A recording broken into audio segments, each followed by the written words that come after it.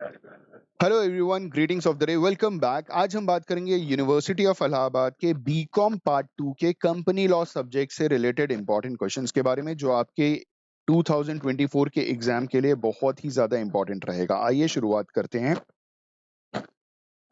सबसे पहले company law, जिसका पहला चैप्टर है introduction to company law, chapter 1 है। और ये जो क्वेश्चंस हैं, ये इनमें से हम आपको बताएंगे कि कौन से इंपॉर्टेंट क्वेश्चंस हैं, और ये सारे के सारे सिलेबस के हिसाब से ही पूछे जा रहे हैं, जो 2024 में एग्जाम होने वाला है उससे रिलेटेड ही।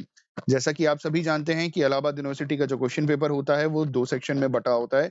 एक सेक्शन है जिसमें 2 क्वेश्चंस कंपलसरी आते हैं 10-10 नंबर के, और दूसरा होता है सेक्शन बी, जिसमें 6 क्वेश्चंस पूछे जाते हैं, जिनमें से कोई भी क्वेश्चन करना होता है, और ये सारे क्वेश्चंस 20 नंबर के होते हैं। ठीक है, तो हम ये चीज देखेंगे कि भाई 10 नंबर में कौन से क्वेश्चंस पूछे जा सकते हैं और 20 नंबर में कौन कौन से क्वेश्चंस आने के चांसेस बहुत ज्यादा हैं। पहला जो क्वेश्चन है वो है highlight the historical development of company law in India. दूसरा है what were the key reasons of repealing the companies act 1956। ध्यान दीजिएगा, चैप्टर 1 से कई बार क्वेश्चंस पूछे जाते हैं। ठीक है, तो हमको ये लग रहा है ये एक इंपॉर्टेंट क्वेश्चन है जो 20 नंबर में आपसे पूछा जा सकता है, या 10 नंबर के लिए भी आपसे पूछ सकते हैं। क्वेश्चन थर्ड भी इंपॉर्टेंट लग रहा है, कि जहां पे पूछा गया है कि what are the objectives of enacting the companies act 2013। तो क्या ऑब्जेक्टिव हैं जिसके वजह से आपने कंपनीज एक्ट 2013 को एनैक्ट किया। तो ये भी एक इंपॉर्टेंट क्वेश्चन है, ये दोनों बहुत इंपॉर्टेंट है, इसको अच्छे से प्रिपेयर कीजिएगा। फोर्थ क्वेश्चन जो आ सकता है कि what are the key takeaways of the companies act 2013। पांचवा भी इंपॉर्टेंट है, क्योंकि यहाँ पे कंपैरेटिव एनालिसिस की बात की जा रही है, जहां पे हम 1956 का जो कंपनीज एक्ट है और जो कंपनीज एक्ट 2013 है, जिसमें इन्होंने बोला है कि आप एक कंपैरेटिव एनालिसिस कीजिए। ये इंपॉर्टेंट क्वेश्चन हो सकता है फॉर 20 मार्क्स, क्योंकि इसमें आपको 1956 के बारे में भी बताना है, 2013 के बारे में भी बताना है, और दोनों को कंपेयर करके एनालाइज करके भी बताना है। तो ये था हमारा chapter 1। Chapter 2, meaning and nature of company. इसमें बहुत सारे क्वेश्चंस आप देख रहे हैं, इसका मतलब ये एक इंपॉर्टेंट चैप्टर है, क्योंकि इसमें बहुत सारे क्वेश्चंस बने हैं। पहला क्वेश्चन है what do you understand by lifting of corporate wheel, describe it's exceptions. बहुत इंपॉर्टेंट है, कई बार पूछा जाता है, मैं जब एग्जाम दे रहा था मेरे टाइम भी पूछा गया था। ठीक है, ये कॉर्पोरेट व्हील बहुत इंपॉर्टेंट है। क्वेश्चन 2 है what is lifting of corporate wheel, under what circumstances is it lifted, support your answers with leading citations. ठीक है, अगर ये पूछा जाएगा लिफ्टिंग ऑफ कॉर्पोरेट व्हील, तो ये 10 नंबर के लिए पूछा जाएगा। Support your answer with leading citations उतना इंपॉर्टेंट नहीं है। ठीक है, तो पहले के 2 क्वेश्चंस इंपॉर्टेंट रखिए, इसको उतना इंपॉर्टेंट नहीं भी है, चलेगा।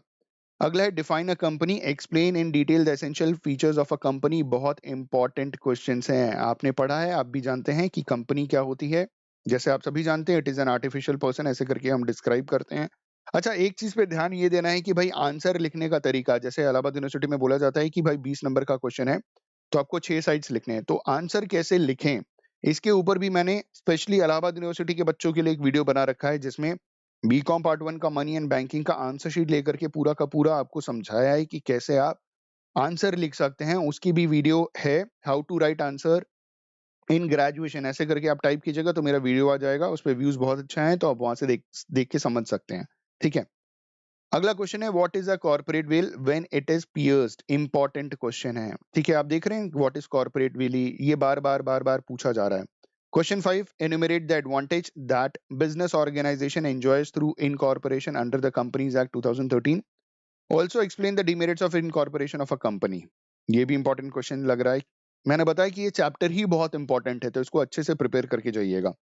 अगला है कि what are the statutory and judicial exceptions to corporate personality. अगला क्वेश्चन है what is an illegal association under the companies act 2013, what are the consequences.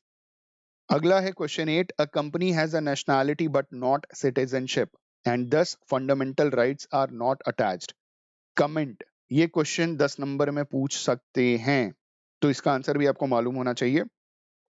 अगला, distinguish between a company and a partnership. उतना important नहीं है, लेकिन अगर पूछा जाए तो ये तो अगर आपने पढ़ा है तो आप ये डिफरेंसेस लिख सकते हो कि पार्टनरशिप एक्ट 1932 में आया था, जिसमें नंबर ऑफ पार्टनर्स के बारे में मेंशन नहीं था, वो तब मेंशन किया गया जब कंपनीज एक्ट 1956 आया, तब ये बताना जरूरी था। कि पार्टनरशिप में मिनिमम और मैक्सिमम कितने पार्टनर्स रहेंगे, क्योंकि कंपनीज एक्ट में प्राइवेट और पब्लिक जो कंपनीज होने वाली थी उनके मिनिमम नंबर और मैक्सिमम नंबर ऑफ पार्टनर्स के बारे में डिस्कस किया गया था। ये आप लिख लोगे। अगला है question number 10, distinguish between a company and a limited liability partnership. LLP के बारे में पूछा जा रहा है, तो ये भी एक डिफरेंस है।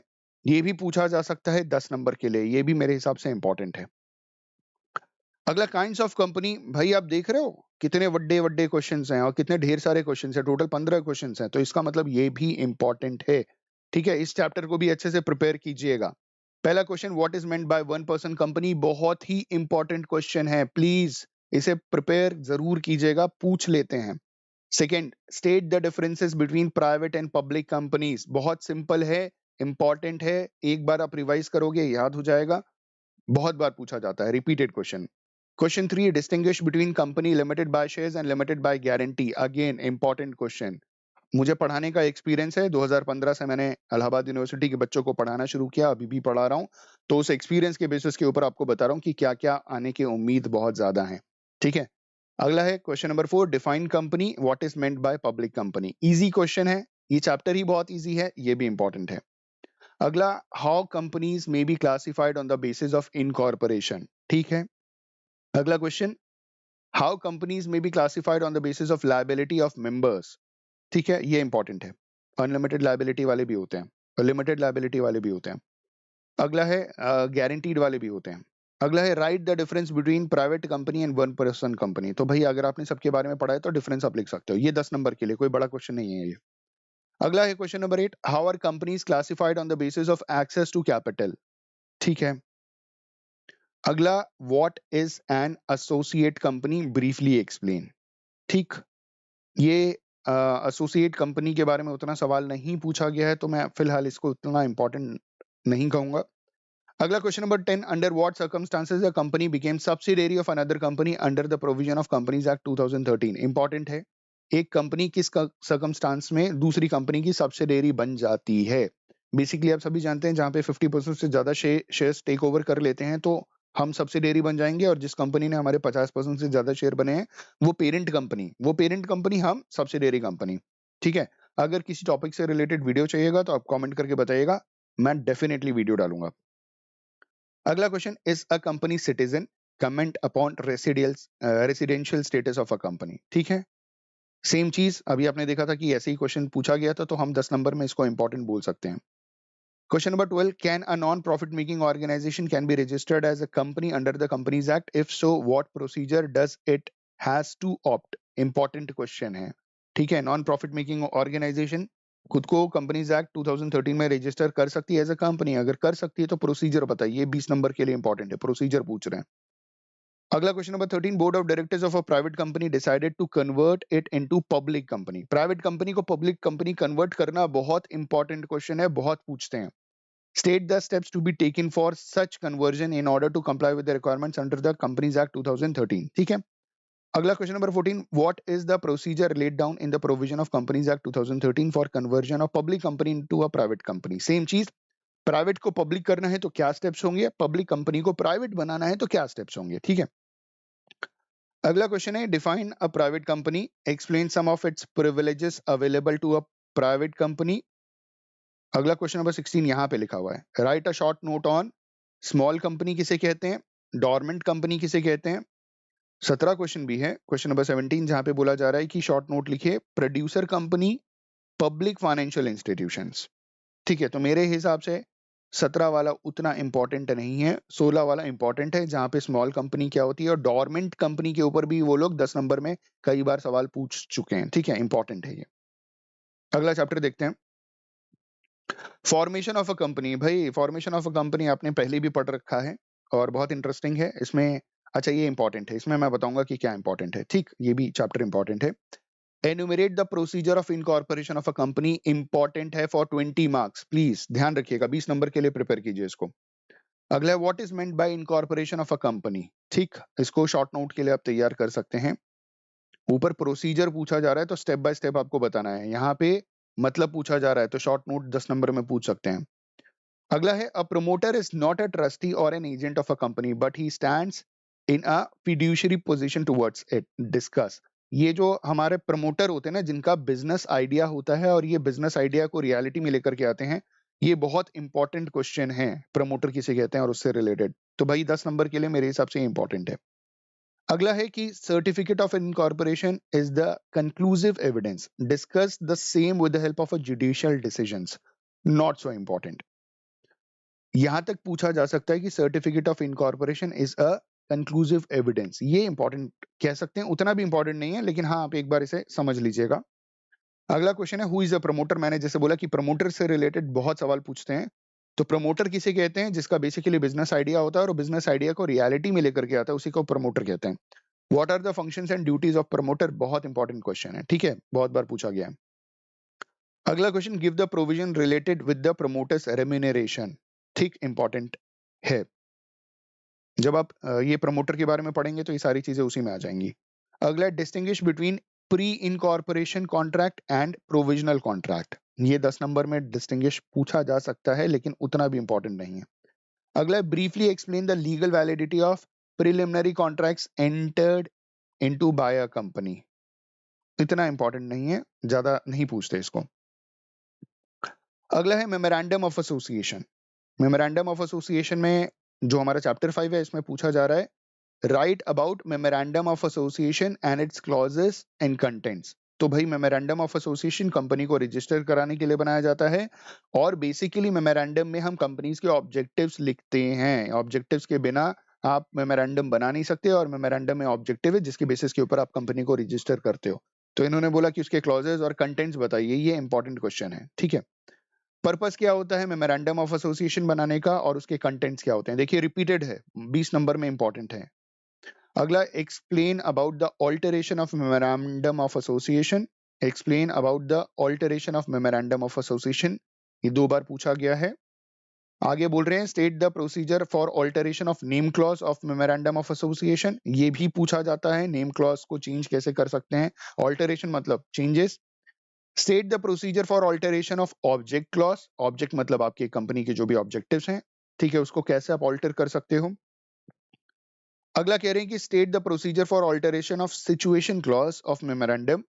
अगला है right about the doctrine of ultra vires and its effect. Ultra vires और उसके इफेक्ट का जो डॉक्ट्राइन है, वेरी वेरी इंपॉर्टेंट, बहुत इंपॉर्टेंट सवाल है, बहुत बार पूछा गया है, ठीक है। अगले चैप्टर पे आते हैं, चैप्टर 5 हो गया। Chapter 6 article of association important है, आपको मालूम है मेमोरेंडम भी इंपॉर्टेंट है, आर्टिकल भी इंपॉर्टेंट है। इसमें सिर्फ 4 क्वेश्चन है। पहला कह रहे हैं what is constructive notice, important है भाई, कंस्ट्रक्टिव नोटिस पूछ लेते हैं। Explain the doctrine of indoor management and state the exceptions if any two this doctrine.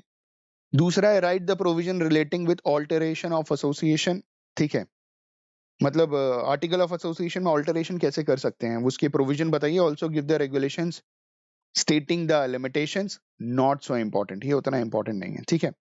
Third question है right about doctrine of indoor management और टर्क्यूएंट रूल, इसको आप 10 number के लिए तैयार कर सकते हो, रीड कर सकते हो, उतना भी इंपॉर्टेंट नहीं है। Last one is right about doctrine of constructive notice, very important.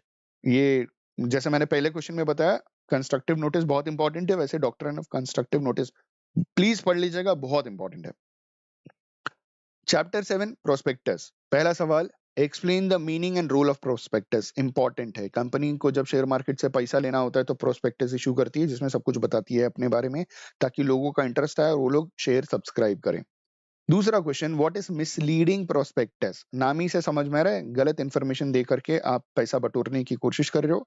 State the remedies available to a person who has been deceived by a false and misleading prospectus, important question है, ठीक है, 20 number के लिए important है, अगर पूछा जाएगा 20 number में। अगला question, what are the matters that are to be stated in the prospectus under companies act 2013, क्या क्या चीजें प्रोस्पेक्टस के अंदर हम लिखते हैं, ठीक है, ये इंपॉर्टेंट है। अगला, discuss the cases in which a prospectus with content according to companies act is not required to be issued, not so important. Short notes पूछा जा रहा है, deemed or prospectus by implication, abridge prospectus, shelf prospectus and statement in lieu of prospectus, ये important हैं, इन सबको आप जरूर तैयार करें, ठीक है। अगला चैप्टर 8 है हमारा, जो है शेयर एंड शेयर कैपिटल। पहला है state the provision of companies act prohibiting buy back of shares, ठीक है। दूसरा question, what are the provision regulating the further issue of share और प्रीएम्प्टिव राइट्स। इंपॉर्टेंट है, प्रीएम्प्टिव राइट्स से related सवाल पूछ लेते हैं। अगला, what are the difference between share and stock. Not so important, क्योंकि ये 10 नंबर में या 20 नंबर में नहीं पूछा जाएगा। 5 नंबर के लिए तो आपको क्वेश्चन ही नहीं आते हैं, क्योंकि शेयर और स्टॉक में ज्यादा डिफरेंसेस है नहीं और कितना ही लिख लेंगे आप। लेकिन हाँ, अपने नॉलेज के लिए इस चीज को जरूर पढ़ लीजिएगा कि होता क्या है। अगला, discuss the provision related to issue of bonus shares by a company. 10 number के लिए इंपॉर्टेंट है, क्या ऐसे प्रोविजन है जब एक कंपनी बोनस शेयर इशू करती है। Question 5, discuss the provisions relating to issue and redemption of redeemable preference shares according to Companies Act 2013. Provision related to issue and redemption of redeemable preference share, not so important. अगला है explain briefly various kinds of preference shares. Important है 10 number के लिए, कितने तरीके के preference shares होते हैं उनको डिस्कस कीजिए। अगला, state the provision of issue of share at a discount, ठीक है। अगला, state the provision related to the application of securities premium received by a company. क्या क्या प्रोविजन है, ठीक है। अगला है what is share certificate, how is it different from share warrant. ये शेयर वारंट बहुत ही इंपॉर्टेंट है, प्लीज आप इसे अच्छे से प्रिपेयर करें। शेयर वारंट पूछ लेते हैं ये लोग। तो शेयर सर्टिफिकेट क्या होता है और ये शेयर वारंट से कैसे डिफरेंट है। अगला question, give general provision relating with allotment of shares. क्या क्या प्रोविजन होते हैं, नॉट सो इंपॉर्टेंट। अगला question number 11, explain irregular allotment, ठीक है। अगला question number 12, what do you mean by preferential allotment, how it is different from private placement. ये 10 number के लिए पूछा जा सकता है, एक बार आप पढ़ सकते हैं, उतना भी इंपॉर्टेंट नहीं है। Chapter 9, debentures. पहला सवाल, state the rules relating to duty of the company to create debentures redemption reserve. दूसरा, explain various kinds of debentures, 10 number के लिए इंपॉर्टेंट है, ठीक है। आगे बोल रहे हैं डिफाइन पैरी पैसू क्लॉज, इंपॉर्टेंट है, पूछ सकते हैं। अगला, शॉर्ट नोट्स में पूछ रहे हैं डिवेंचर ट्रस्ट डीड क्या होता है और डिवेंचर ट्रस्टीज क्या होता है। तो ये आप एक बार रीड कर लीजिए, मेरे हिसाब से 10 नंबर के लिए आप प्रिपेयर भी कर लीजिएगा, इंपॉर्टेंट है, ठीक है भाई। मीटिंग बहुत ही इंपॉर्टेंट चैप्टर है, क्योंकि इसमें भी ढेर सारे बड़े बड़े क्वेश्चंस हैं, ठीक है। टोटल 13 चैप्टर्स में से हम 10वें चैप्टर पे आ गए। यहाँ पे पहला क्वेश्चन है, what are the statutory provisions as regarding quorum of calling general meeting, very important, ठीक। दूसरा, what is the procedure for voting through electronic means as per provisions of companies act 2013 and related rules, very important. ये जो electronic voting है ना, इससे related बहुत सवाल पूछे जाते हैं। अगला, what is the resolution, briefly discuss about the classification of resolution according to companies act 2013, important. अगला question, what is the meaning of proxy, discuss the law related to proxy in brief, important 10 number के लिए है। देख रहे हैं कितना important, मैंने पहले ही बताया मीटिंग चैप्टर बहुत इंपॉर्टेंट है, अच्छे से तैयार कीजिएगा, कम से कम 30 मार्क्स जरूर पूछा जाएगा आउट ऑफ 100। अगला question 5, right short notes on restriction on voting rights, different methods of voting, important. Restriction ये 10 नंबर के लिए इंपॉर्टेंट है, तैयार जरूर कीजिएगा। What is poll, what are the provisions relating to voting by poll, ये भी इंपॉर्टेंट है, तैयार कीजिएगा। अगला क्वेश्चन है, व्हाट इज पोस्टल बैलेट, बहुत इंपॉर्टेंट है, बहुत बार पूछते हैं। Discuss the procedure for ascertaining the views of members by postal ballot, ठीक है। अगला है, व्हाट आर मिनट्स, मिनट जो मीटिंग होती है उसमें मिनट्स होते हैं, ठीक है, ये भी इंपॉर्टेंट है, ये 20 नंबर के लिए इंपॉर्टेंट है। Discuss the provision of companies act 2013 relating to minutes of meetings, very very important, please prepare कीजिएगा फॉर 20 मार्क्स, ठीक।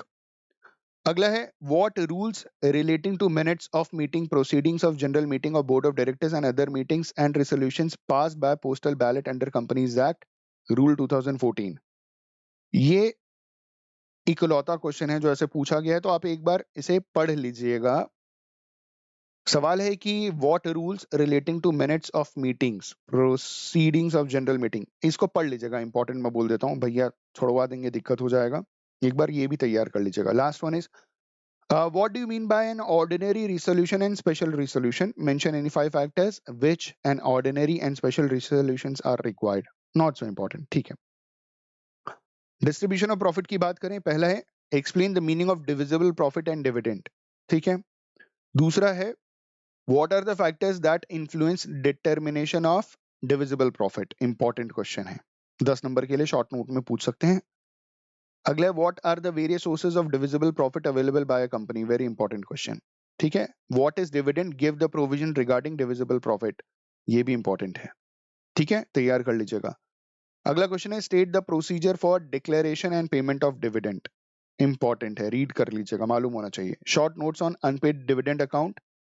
अगला है explain the purpose, constitution and function of investor education and protection fund and the authority formulated, उतना important नहीं है, ठीक है। ये मेरे हिसाब से ये चैप्टर उतना ज्यादा इंपॉर्टेंट नहीं है। कॉर्पोरेट सोशल रिस्पॉन्सिबिलिटी बहुत बहुत इंपॉर्टेंट है, प्लीज बहुत ध्यान से तैयारी करें इसका। पहला क्वेश्चन है explain various provisions related with the corporate social responsibility under companies amendment act 2019, बहुत इंपॉर्टेंट है, ठीक है, पूछा जाता है। अगला explain the meaning concept rationally and legal provisions relating with CSR under the companies act 2013, very important, ये तो तैयार करके ही जाइएगा भैया, वेरी वेरी इंपॉर्टेंट। अगला give the concept and meaning of corporate social responsibility, comment upon the applicability on companies, ठीक। अगला what is the purpose of forming CSR committee, give the rule of responsibility of CSRC. अगला what are the activities permitted under CSR, what is the obligation as to its allocation, allocation of fund होता है ना, corporate social responsibility जो बड़ी बड़ी companies खर्चे करती है ना, गाँव में पीने का पानी उपलब्ध करा दिया, यही सारी चीजें हैं। अगला give the provision relating to the transfer of unspent funds of CSR, ठीक है। Last one is what are the penal liabilities for non-compliance towards the maintenance and allocation of CSR fund, not so important. Last one is chapter 13 winding up.